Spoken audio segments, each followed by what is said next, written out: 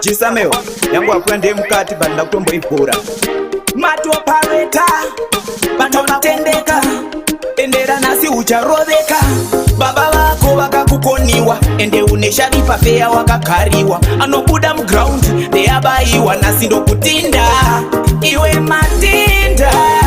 haungandiitirewo zvakadaro iwe matinda haungandiitirewo zvakadaro nasi wazotomoka une marambadoro nasi wazotomoka une marambadoro inzwa pamatinda pese pandai kutuma waienda uchipopota kunyangwe paita chenji yangu kawaisadzosa pamwe pacho yaishota ndakambokudza zvimwe zvacho tanadza unosvikira gotsi ukaomesa papata wakuzvidza jongwe futi rinotokandira kuchinja na voice nanokushira matinda haungandiitirewo zvakadaro iwe matinda haungandiitirewo zvakadaro nasi wazotomoka une marambadoro nasi wazotomoka une marambadoro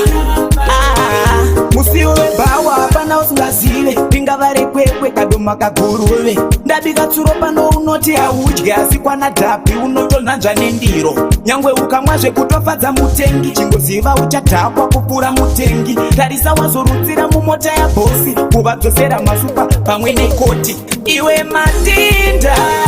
haungandiitirewo zvakadaro iwe matinda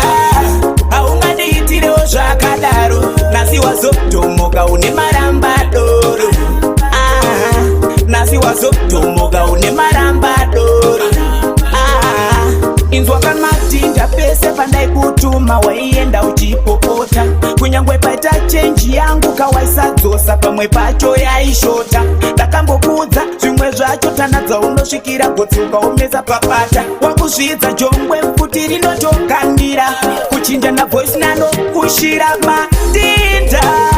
haungandiitirewo zvakadaro iwe matinda haungandiitirewo zvakadaro nasi wazotomoka une marambadoro nasi wazotomoka une marambadoro musiwo webhawa hapana usingazive ringava rekwekwe kadoma kaguruve ndabika tsuro pano unoti haudyi asi kwana dhapi unotonhanzva nendiro nyangwe ukamwa zvekutofadza mutengi chingoziva uchadhakwa kupfuura mutengi tarisa wazorudzira mumota yabhosi kuvadzosera masupa pamwe nekoti iwe